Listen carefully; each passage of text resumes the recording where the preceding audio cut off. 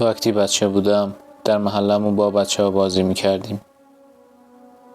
پسر همسایه‌مون که خیلی شلوغ بود عروسکم از دستم گرفت و به خیابان پرت کرد.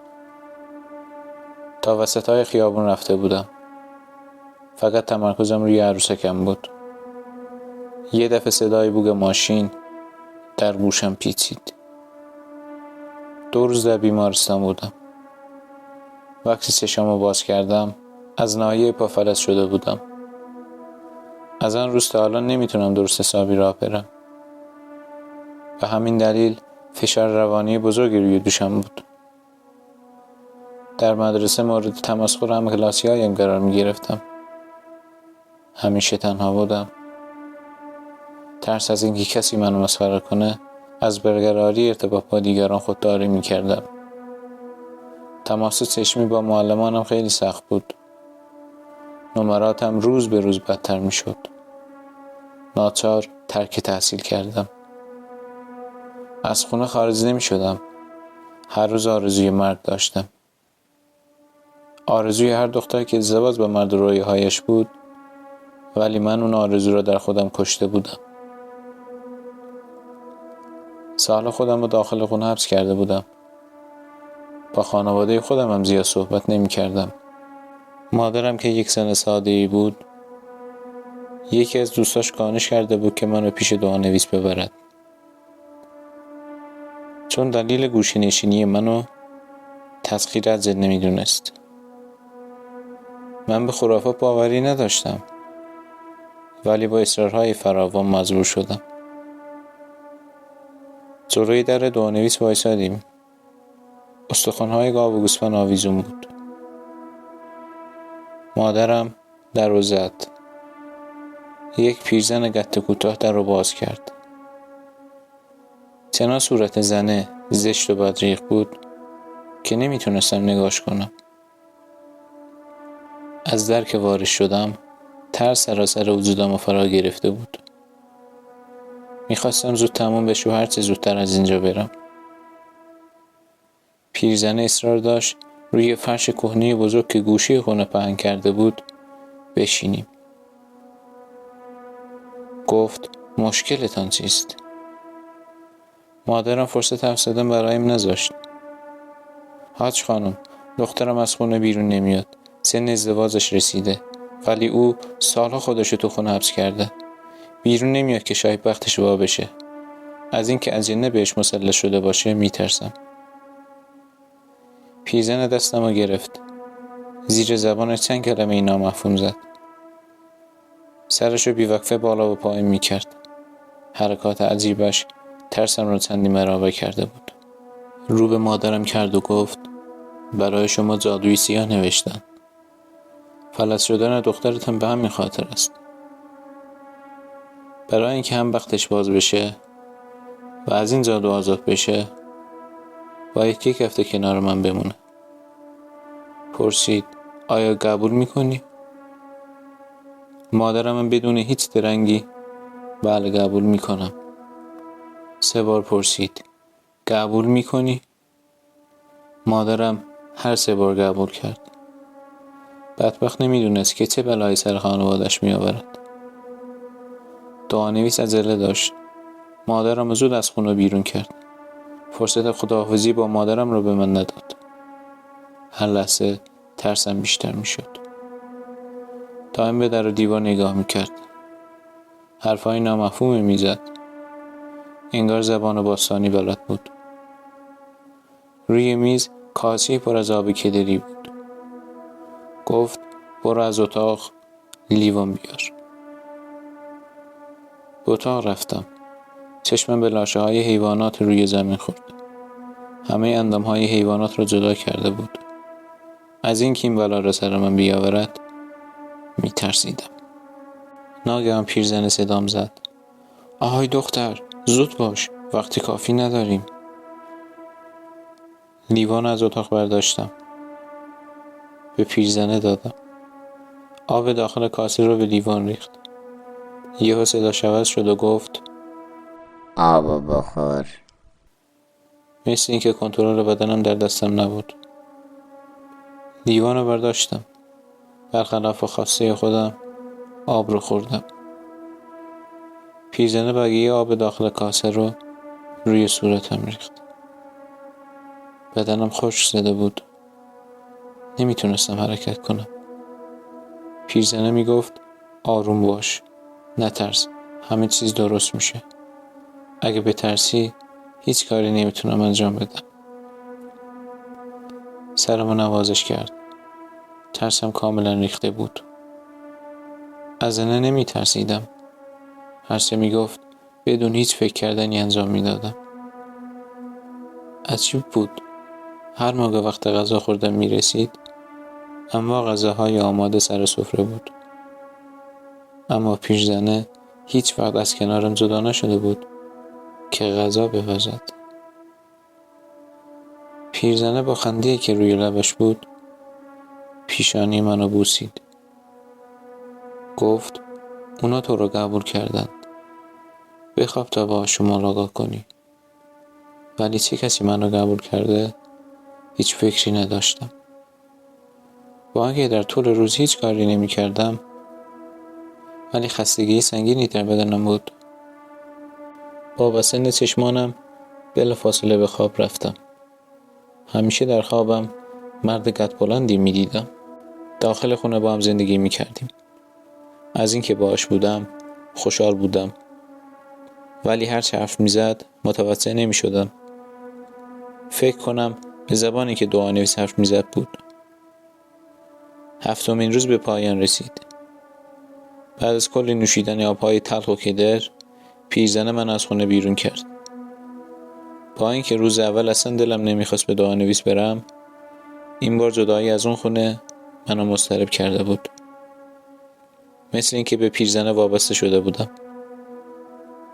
مادرم دم در وایساده بود. هرچه در این 7 روز گذشت ازم میپرسید. با اغراق خوبی‌های پیرزنه رو میگفتم. مادرم از خوشحالی در پوستش نمیگنجید. فکر میکرد لطف بزرگی در حکم کرده. ولی برای این فکر خیلی زود بود. پدرم که از کارهای مادرم عصبانی شده بود ولی عصبانیتش رو فقط پیش من ابراز میکرد. جلوی مادرم زبانی برای حرف زدن نداشت. همیشه شک داشتم شاید با دعانویسی پدرم رو به بچه زیر دستش تبدیل کرده بود. همیشه خوابهای عجیبی میدیدم. اون مرد قد بلند با چهره جذابش همیشه کنارم بود. دلم نمیخواست بیدار بشم چون این صحنه دلنشین رو فقط در خواب میتونستم ببینم. چند روز گذشت. پدرم از سر کار برگشته بود. با شور و شوقی که در صداش بود منو صدا زد. گفت مژده‌ای برات دارم. خواستگار داری اما عجله‌ای برای ازدواج نداریم. تو تنها دختر منی. با مادر با پسر آشنا شو. اگه به تفاهم رسیدی عروسی بپا کنیم که شهر به خودش ندیده. مادرم بغلم کرد. گفت دیدی چی کار کردیم؟ تو نمیخواستی به دعانویس بریم. الان ببین چی شد. انگار درست میگفت. قرار گذاشتیم با پسر در کافه معروف شهر ملاقات کنیم. لباس خوشگلمو که به امید این روز نگه داشته بودم پوشیدم. با مادرم پیاده راه افتادیم. پسر کنار پنجره نشسته بود. باورم نمیشد. منی که معلول بودم چطور ممکنه پسر سالم خواستگار من باشه؟ از شدت هیجان لکنت گرفته بودم. بعد روزها رفت و آمد همدیگر را به خوبی شناختیم. او بهترین اتفاقی بود که سر من آمده بود. تصمیم گرفتیم هر چه زودتر ازدواج کنیم. پسر از ما 1 ماه فرصت خواست تا کاراشو جور کنه. از این که از این زندگی یک نوع خارج میشم شور و شوق داشتم. ناچار منتظر پایانی ماه نشستم. هر روز با پسر همه خونه های فروشی شهر رو میگشتیم. ولی خونه‌ای که مد نظر ما بود پیدا نمیشد. روزها گذشت. پیام‌ها پر از متن عاشقانه بود. لحظه به لحظه عشقم به او بیشتر میشد. یک روز پسر در خونمون زد. امروز هم قرار بود طبق روال قبلی به خونه ها سر بزنیم. خیلی ناراحت بود. اون شوخ طبعی اولش از بین رفته بود. مثل اینکه به آدم دیگه تبدیل شده بود. پرسیدم چی شده؟ اتفاقی افتاده؟ با صدایی که پر از بغض بود جواب داد: دلم گرفته. اصلا انگیزه زندگی کردن ندارم. دلیلی هم برای این فکر ندارم. چی اتفاق افتاده نمیدونم. دانویس که چاره هر دردی بود به ذهنم رسید. او که درد منو دوا کرده بود باید پیش او بریم تا حال شوهرمو هم خوب کنه. ازش اصرار کردم. او هم مثل من ابتدا اعتقادی نداشت، ولی بعد از خواهش و تمنای من پیش پیرزنه رفتیم. مشکلات شوهرمو گفتم. پیرزنه چند ورد زیر زبانش خوند. گفت نگرانی وجود ندارد. وقتی از اینجا رفتید همه غم و غصه شوهرت اونو ترک خواهد کرد. ازش تشکر کردم. از خونه متروکش خارج شدیم. شادابی دوباره به صورت شوهرم بازگشته بود. گفت باورم نمیشه، مثل اینکه دوباره به دنیا اومدم. واقعا تغییر کرده بود. به قدرت دعانویس باور داشتم. بعد از این اتفاق باورم دوچندان شده بود. منو به خونه رسوند. بوسه روی صورتم گذاشت. از ماشین پیاده شدم. در رو باز کردم. وارد خونه شدم. دلم نمیخواست صورتمو پاک کنم. به امید این که فردا باز شوهرمو خواهم دید وارد تخت شدم و چشامو بستم. باز اون مرد قد بلند به خوابم اومده بود. این بار خشمگین شده بود. 2 شاخ داشت.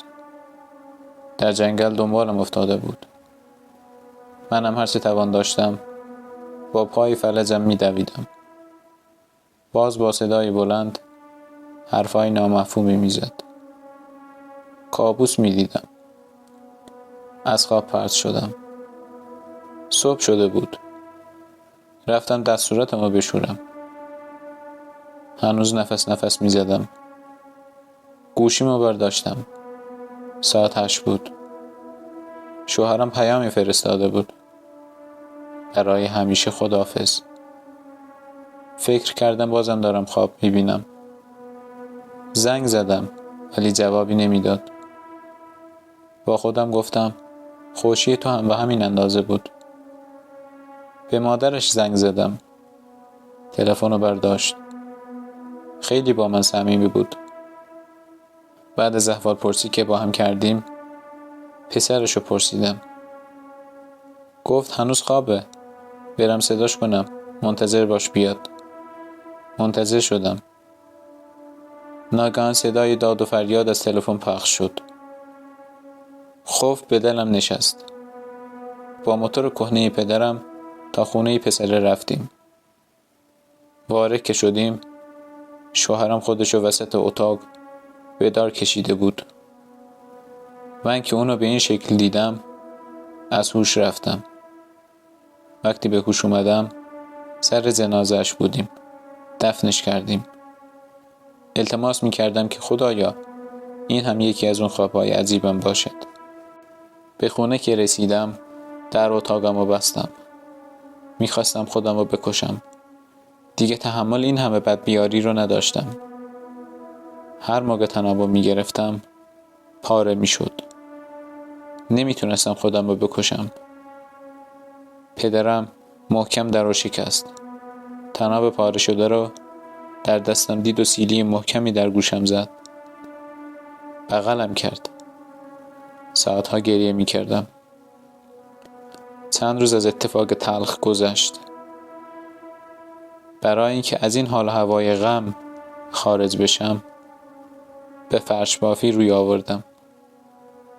با کمال تعجب فرشایی که میبافتم فروش خوبی داشت.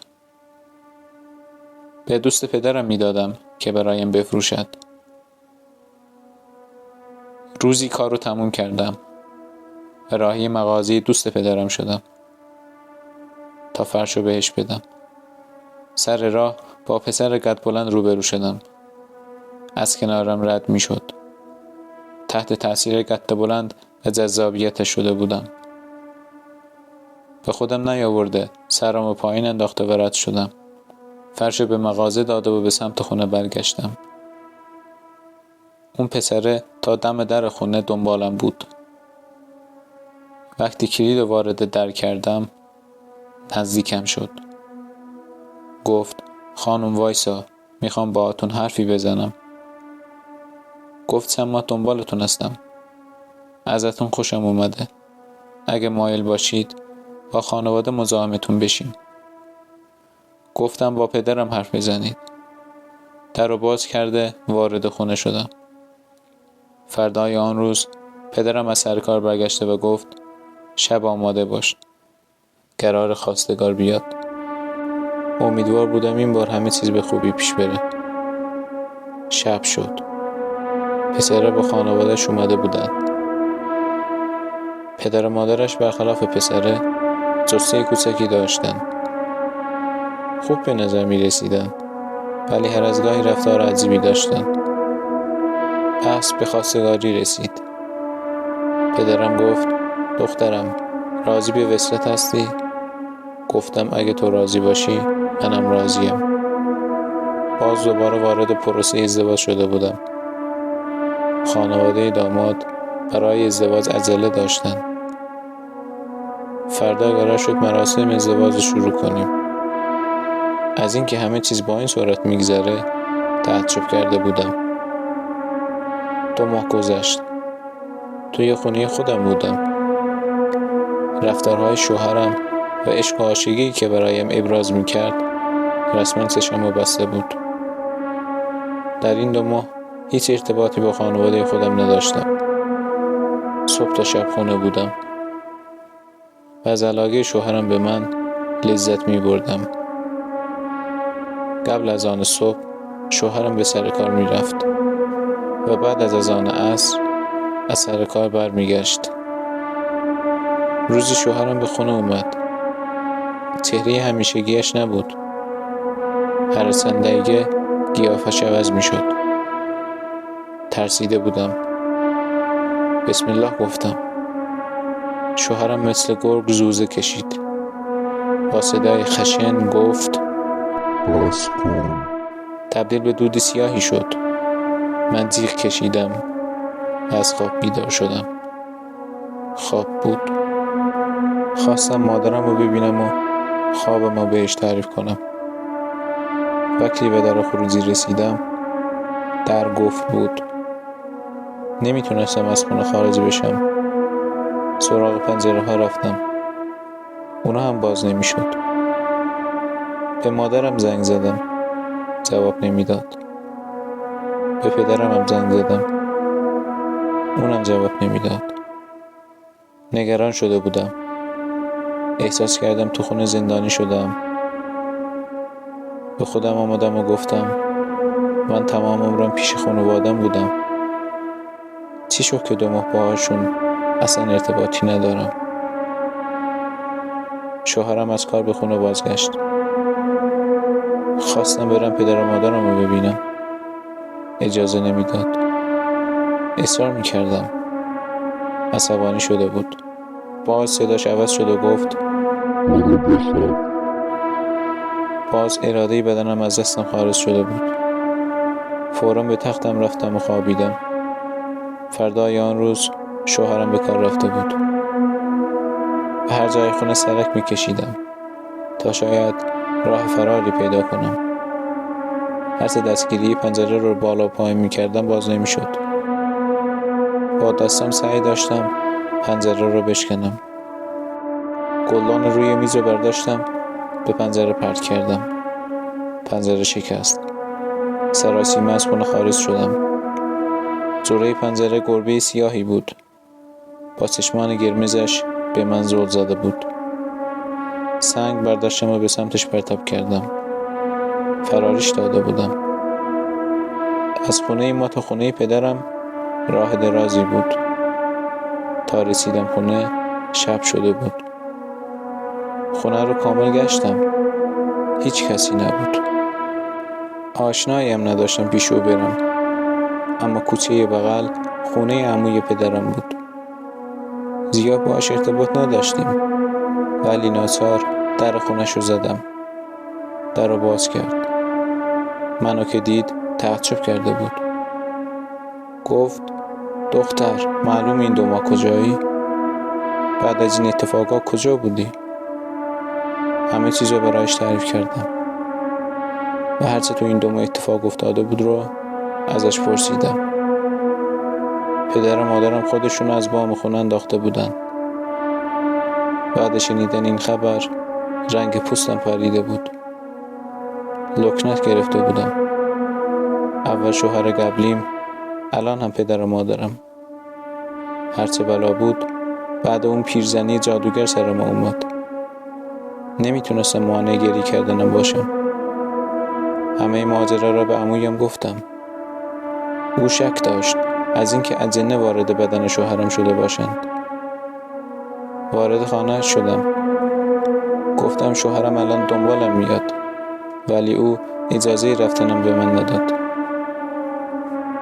اگه همونطور که تو گفتی باشه، موجودات شیطانی وارد بدن شوهرش شدن. میترسم بلای سرت بیاد. یک قرآن به دستش گرفت و از اولین صفحه شروع به خوندن کرد. از پنجره بیرون نگاه کردم. شوهرم به سمت خونه می اومد. هرچه نزدیکتر می شد، با صدای آیات و قرآن یواش یواش به موجود سیاه تبدیل می شد. عین خوابی که دیدم شاخ داشت. با چشمان قرمزش به من نگاه می کرد. نزدیکتر می شد. عمویم بیوقفه قرآن می خوند. صدای قرآن مانع جلو اومدن او می شد. پشت عمویم قایم شده بودم. صدای آه و ناله اون موجود سیاه در خونه می پیچید. حالا عمویم مطمئن شده بود که جن وارد بدن شوهرم نشده، بلکه من با یک جن ازدواج کرده بودم. به سمت ما سنگ پرتاب می کرد. همه پنجره های خونه شکسته بود. نصف شب شده بود. هرچه به اذان صبح نزدیکتر می شد، آه و ناله او بیشتر می شد، تا اینکه اذان پخش شد. آن موجود سیاه دیگه اونجا نبود. عمویم گفت مثل این که از دستش راحت شدیم. بلند شو پیش دوستم بریم. منظور از دوستش باز هم یک دعانویس دیگه بود. نمیخواستم برم، چون هرچی سر من اومده بود باعثش دعانویسی بود. مقاومت میکردم. گفت دخترم، سالهاست با این مرد آشنایی دارم. قابل اعتماد است. هرچه زودتر باید تو رو از این مهلکه آزاد کنیم. پاشو بریم. به دعانویسی که رسیدیم، با نگاهی که به من کرد گفت از دستم بر نمیاد. باید پیش ننه فاطمه برید. فقط اون میتونه علاجش کنه. آدرسش رو گرفتیم. به راه افتادیم. از شهر خارج شده بودیم. در خونه ننه فاطمه رو زدیم. پسر بچه‌ای در رو باز کرد. گفت بیا داخل. منتظرت بودیم، ولی اجازه ندادم میام بیاید. ننه فاطمه زنی میان سال بود، اما چهره زیبایی داشت. دستامو گرفت. آرامی سراسر وجودم رو فرا گرفته بود. داستان رو برایش تعریف کردم. گفت لعنت بر روح مادرت که هم زندگی خودش و دخترش رو به اینجا کشونده. گفت دخترم، نگران نباش. خدا تو رو فرستاده. از این بلا آزادت خواهم کرد. فقط از این به بعد هرچی میبینی نترس. سیبی سبزی به من داد. وقتی سیب خوردم چند ثانیه نگذشته بود که استفراغ کردم. آب سیاهی از دهنم خارج می شد. پوست مرغ از دهنم به کش می اومد. همراه با درد شدید تکه های گوشتی که از دهنم خارج می شد، آب سیاه تبدیل به خون شده بود. 1 ساعت بکوب استفراغ می کردم. کاسه‌ای که جلوی من بود پر از پوست مرغ و پایش شده بود. صدای آه و ناله بچگانی از تکه گوشت بلند می شد. ننه فاطمه روی کاغذ چیزی نوشت و آتش زد. خاکستر کاغذ رو روی نجاستی که از دهنم خارج شده بود ریخت. ناله قطع شده بود، مثل این که از بند الجنه آزاد شده بودم. احساس راحتی داشتم. ازش تشکر کردم. دست و پایش رو می بوسیدم. هرچه مبلغی بهش دادم قبول نکرد. می گفت من این کار رو فقط برای رضای خدا انجام دادم. ازت میخوام غیر خدا به کسی متصول نشوی، وگرنه هرچی سرت اومده دوباره شروع خواهد شد. پیش دعا نویسی نرو. شیطان به واسطه دعا نویسا زندگی ها رو خراب خواهد کرد. وقتی به شهر رسیدیم ورودی شهر یک خونه آتش گرفته بود. نزدیک که شدیم همون خونه جادوگر بود. مثل این که جادوگر هم خودشو و هم خونهشو به آتش کشیده بود.